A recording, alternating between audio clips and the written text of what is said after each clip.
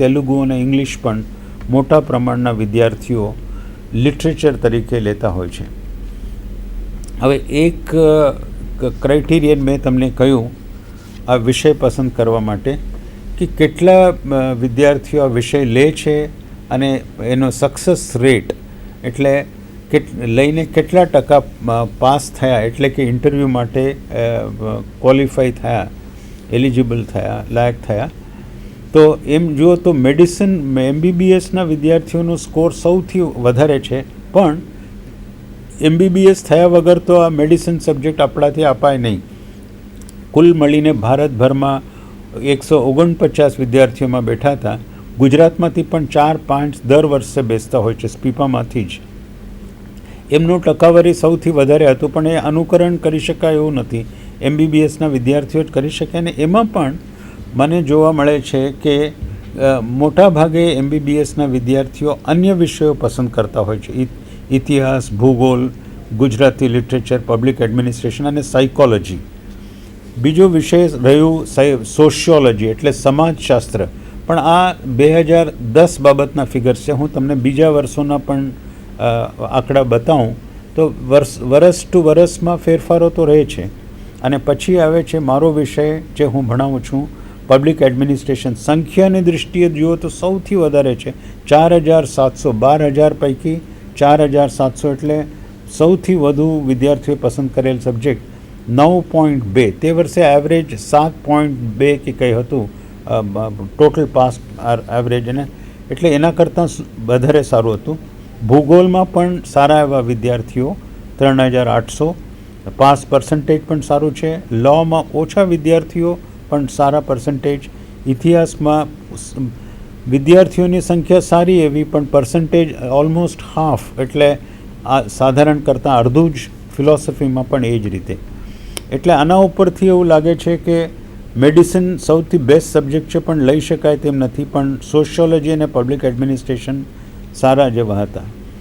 2009 અગાઉ આપણે જોઈ ગયા હતા. 2010નું મેડિસિનનું પ્રભુત્વ તો એટલું જ રહે છે, 18ને બદલે 20% છે, પણ સંખ્યા ઓછી છે. પબ્લિક એડમિનિસ્ટ્રેશન, લો, સોશિયોલોજી વગેરે સબ્જેક્ટ્સ એમની લોકપ્રિયતાની દૃષ્ટિએ પણ પબ્લિક એડમિનિસ્ટ્રેશન, જ્યોગ્રાફી એ મહત્ત્વના દેખાય છે. અને એ જ રીતે 2007નું વર્ષ તમે જુઓ તો ત્યાં પણ સંખ્યાની દૃષ્ટિએ ઇતિહાસ, ભૂગોળ અને પબ્લિક એડમિનિસ્ટ્રેશન જો કુલ મળીને 8,800માંથી 800 જેટલા વિદ્યાર્થીઓ આ 3 વિષય લઈને જ પાસ થયા. અને એમાં પણ પબ્લિક એડમિનિસ્ટ્રેશન એટલે લોક પ્રશાસન આ વિષય પોપ્યુલર રહ્યું. 2006માં પણ બહુ ડિફરન્સ નથી. સાયકોલોજી ફક્ત એટલે માનસ શાસ્ત્ર 11%. એ મોટાભાગે MBBSના વિદ્યાર્થીઓ લેતા હોય છે. એટલે તમે પોતે જ નક્કી કરી શકો આ જોયા પછી કે ભાઈ વધુમાં વધુ વિદ્યાર્થીઓ લે છે તેવા વિષય, કારણ એમાં પુસ્તકો અવેલેબલ હોય, ટીચર્સ કદાચ વધુ અવેલેબલ હોય, અને ગાઈડન્સ પણ સફળ વિદ્યાર્થીઓ પાસેથી અવેલેબલ હોય. પણ સાથે સાથ પરીક્ષામાં આનું રેન્કિંગ કેવું છે તે પણ ધ્યાનમાં લેવું પડે. હવે 4-5 વિષયનો આપણે જોઈશું આજે વિગતવાર પસંદ કરતી વખતે. તો પહેલો વિષય આપણે જાહેર વહીવટનો લઈશું. એક તો હું પોતે ભણાવું છું એ એક કારણ છે, અને બીજું એનાથી વધુ સબળ કારણ એ છે કે આ એક વિષય તમે જો વિગતવાર કરવાથી તમને પ્રિલિમ્સમાં પણ બહુ ફાયદો થાય અને જનરલ સ્ટડીઝના પેપર્સમાં પણ ફાયદો થાય. એટલે એક જ વસ્તુ ભણવાથી 3 એક્ઝામિનેશન્સમાં તમને સારો ફાયદો થાય એમ છે. તો એક્ઝેક્ટલી કેટલો ફાયદો થાય, કઈ રીતે છે એ જોઈ જઈશું. પણ આ વિષયનું એક મુશ્કેલી એ છે કે કોલેજીસમાં બહુ ભણાવાતું નથી. જ્યાં પોલિટિકલ સાયન્સ પણ ભણાવાય છે ત્યાં પબ્લિક એડમિનિસ્ટ્રેશન આપણે ત્યાં સુરત ખાતે વીર નર્મદ વિશ્વવિદ્યાલય સિવાય અને કચ્છમાં ભુજ ખાતે આવેલ વિશ્વવિદ્યાલય સિવાય અલગ રીતે પબ્લિક એડમિનિસ્ટ્રેશન ભણાવાતું નથી.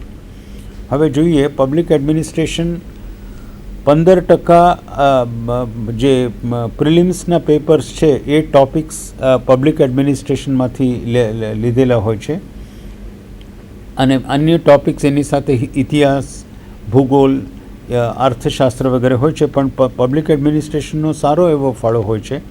અને પ્રિલિમ્સમાં તમે જુઓ તો પબ્લિક પોલિસી ખાસ વિષય જેનો ઉલ્લેખ થયેલો છે કે રાજ્યનીતિ કેવી રીતે ઘડી કાઢાય છે, કયા કયા વિષયમાં રાજનીતિ શું છે અત્યારે, જે ઇન્ડિયા 2013 જેવા યર બુક્સમાંથી તમે મેળવી શકો. પંચાયતી રાજ વિશે અને રાઇટ્સ ઇશ્યુઝ, શિક્ષણ માટેનો હક, માહિતી માટેનો હક દ્વારા રાજ્યના નાગરિકો અને રાજ્યો વચ્ચેના સંબંધો હક દ્વારા થાય તે માટેનું છે. અને પછી આર્થિક અને સામાજિક વિકાસમાં ગરીબી સૌને આવરી લેતો વિકાસ, લાંબા ગાળે ટકી શકે તેવો વિકાસ અને સામાજિક ક્ષેત્રમાં કરેલ પહેલ, ખાસ કરીને લોકનીતિમાં. હવે આ વિષય સ્પેસિફિકલી એટલે એનો ઉલ્લેખ થયો છે કે આમાં પ્રશ્ન પૂછાશે. એટલે પબ્લિક એડમિનિસ્ટ્રેશન ભણવાથી આટલો ફાયદો પ્રિલિમ્સમાં થાય છે. જો કે મારે કહેવું પડશે કે ઇતિહાસ ભણવાથી પણ એટલો જ થાય, જ્યોગ્રાફી ભૂગોળ ભણવાથી પણ એટલો જ થાય, અને સંવિધાન પોલિટિકલ સાયન્સ ભણવાથી પણ એટલો જ થાય, અને અર્થશાસ્ત્રમાં પણ. પછી common topics general studies paper 1માં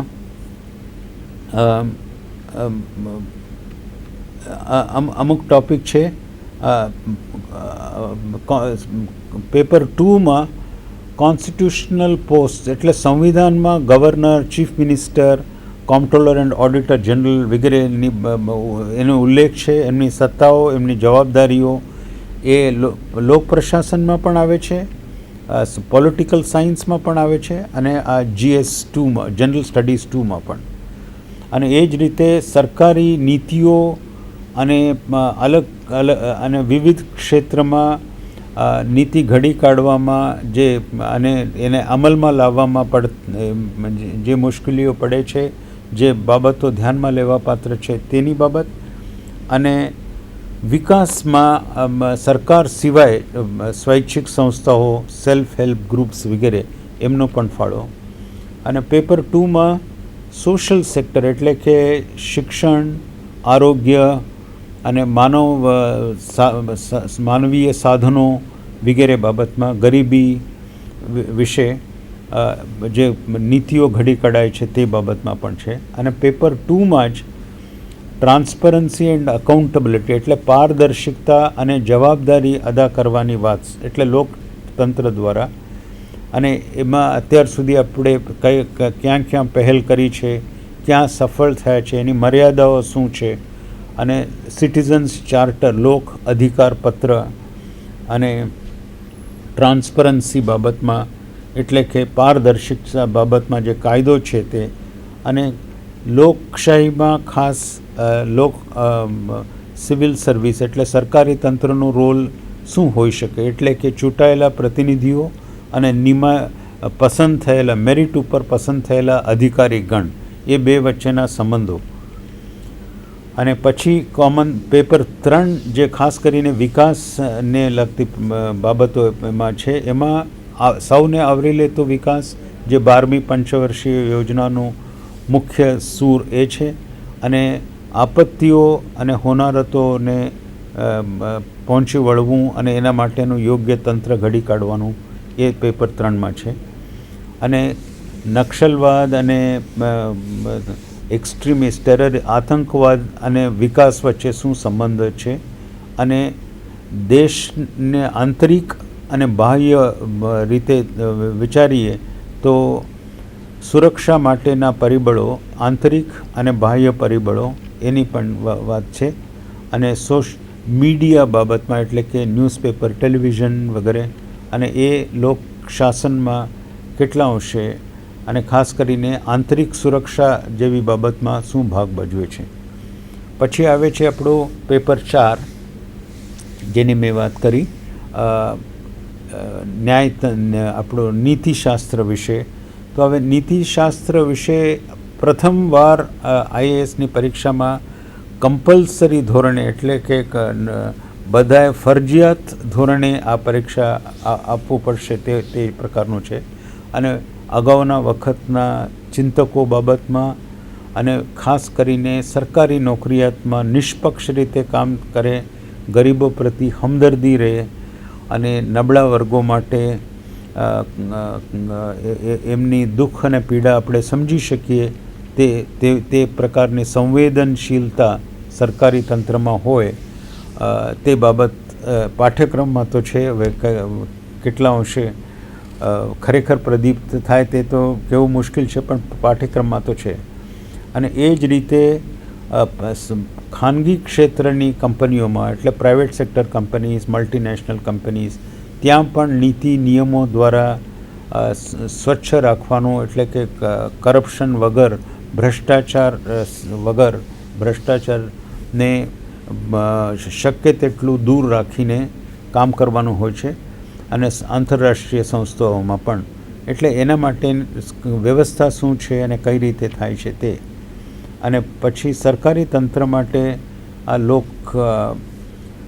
code of કોન્ડક્ટ, એટલે નીતિ નિયમો, લોક અધિકાર પત્ર, અને હમણાં પબ્લિક સર્વિસ એક્ટ, એટલે કે સરકારી તંત્રનું કામગીરીના ગુણવત્તાના ધોરણો નક્કી કરીને આટલા સમયની અંદર થશે, દર વર્ષે વાર્ષિક અહેવાલ પૂરું પાડશે, અનેક બાબતો એમની મેળે આપણે માગ્યા વગર રજૂ કરશે વગેરે. હવે આ બધી બાબતો આમાં આવે છે.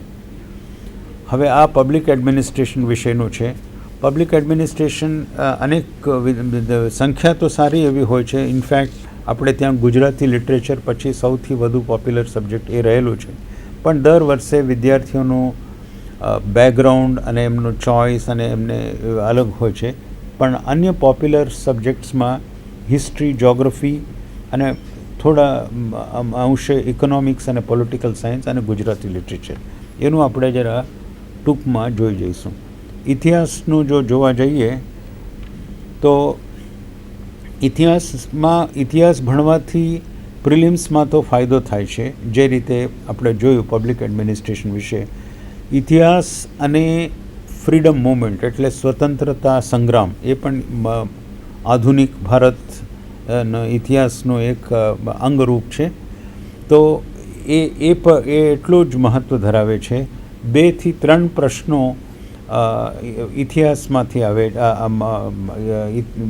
ઇતિહાસમાંથી પૂછાય છે, ખાસ કરીને આધુનિક ભારત અને સ્વતંત્રતા સંગ્રામ બાબતમાં.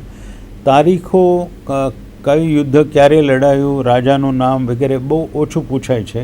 પણ એના કરતાં દરેક સભ્યતા વિશે એના મૂળ સિદ્ધાંતો શું હતા, અને આર્થિક બાબતો અંગે કઈ રીતે એ લોકો વિચાર્યું, સુધારો કરવા માટે કઈ રીતે વિચારાયેલું વગેરે, એવા પ્રશ્નો પૂછાય છે. અને વ્યક્તિઓ બાબતમાં તો ફક્ત ફ્રીડમ મૂવમેન્ટ, એટલે સ્વતંત્રતા સંગ્રામ વચ્ચેનો જે ગાળો છે તેમાં બનાવો બાબતમાં અને વ્યક્તિઓ બાબતમાં પ્રશ્નો પૂછાય છે. ઇતિહાસ પણ જનરલ સ્ટડીઝમાં 4 પેપર્સમાંથી પ્રથમ પેપરમાં લગભગ 25-30 માર્ક્સ જેટલો એમનો હિસ્સો છે.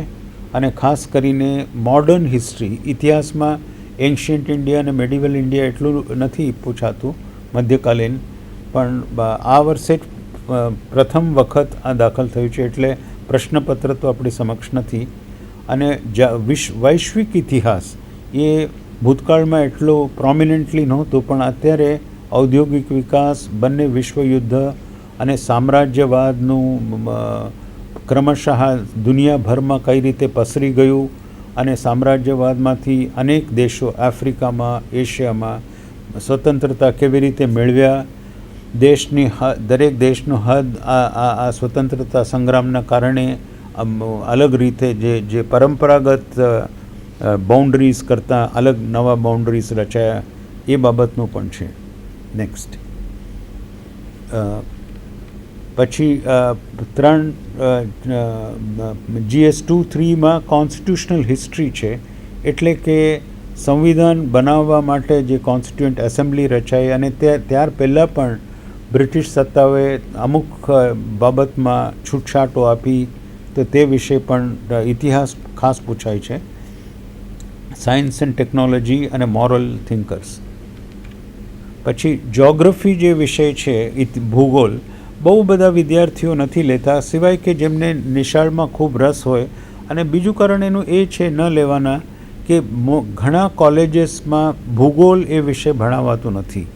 યુનિવર્સિટી કક્ષાએ ભણાવાય છે, એટલે કોલેજમાં જો ભૂગોળ ન ભણો તો માત્ર નિશાળમાં લીધેલ ભૂગોળના આધારે તમે આઈએએસની પરીક્ષા આપવા માગો તો તમારે જાતે બહુ મહેનત કરવી પડશે, કારણ સ્કૂલ જ્યોગ્રાફીની સરખામણીમાં વ્યાપ એનું ખૂબ મોટું છે, જે આપણે જોઈશું. એ પણ પ્રિલિમ્સમાં એનું કામ આવે છે. ભૌતિક ભૂગોળ એટલે કે જ્વાલામુખી અંગે, ઓશન કરન્ટ્સ અંગે, તાપમાન અંગે વગેરે વિગતમાં જોવું પડશે. પછી આ વિશ્વ બાબતમાં સૂર્યમંડળ વગેરે, અને રિજનલ જ્યોગ્રાફી, પ્રાદેશિક જ્યોગ્રાફી, ભારતના વિવિધ રાજ્યો વિશે અને દુનિયાના વિવિધ દેશો વિશે અને પ્રદેશો વિશે, અને એમ વિવિધ બાબતો. અને આર્થિક ભૂગોળ એટલે કયા મુખ્ય પાક લેવાય છે, ઔદ્યોગિક પ્રોડક્શન ક્યાં છે અને શાના માટે છે, શહેરીકરણ કેમ થયું, સ્થળાંતર વગેરે. અને એ ટોપિક્સ પ્રિલિમ્સમાં તો પૂછાય છે. તો પ્રિલિમ્સ ઉપરાંત જનરલ સ્ટડીઝ પેપર નંબર 1માં ભૌતિક બાબતો અને નૈસર્ગિક સંપત્તિ જે છે, કુદરતી સંપત્તિ, એ દુનિયામાં કઈ રીતે વહેંચાયેલું છે, અને ખાસ કરીને દક્ષિણ પૂર્વ એશિયામાં એટલે થાઈલેન્ડ, લાઓસ, વિયેતનામ, બર્મા વગેરે દેશોમાં, અને ભારતમાં કઈ રીતે વહેંચાયેલું છે. અને પ્રાથમિક સેક્ટર એટલે કે ખેતીવાડી, પશુપાલન વગેરે, દ્વિતીય સેક્ટર એટલે કે ઉદ્યોગો, અને પછી બેન્કિંગ, ઇન્સ્યોરન્સ વગેરે. હવે આ ત્રણેય ક્ષેત્રમાં જે પ્રગતિ થયેલું છે અને વિકાસ દુનિયાભરમાં અને ભારતમાં, એના પરિબળો કયા હતા. અને એ જ રીતે જ્યોગ્રાફિકલ ફિનોમિનન, અમુક બનાવો જે બની જાય છે, ત્સુનામી છે, જ્વાળામુખીઓ ફાટી નીકળે છે, સાયક્લોન્સ છે, અને ફેરફારો પણ જે અત્યારે ice caps, melting of ice caps એટલે આર્ટિક સમુદ્ર ઉપર બરફ પીગળે છે, અને તેના કારણે પણ ત્યાંનું વનસ્પતિ અને પ્રાણીઓની જિંદગીમાં બહુ મોટા ફેરફારો આવે છે તે. અને GS 3માં જે વિકાસને લગતો પ્રશ્નપત્ર છે, એમાં આર્થિક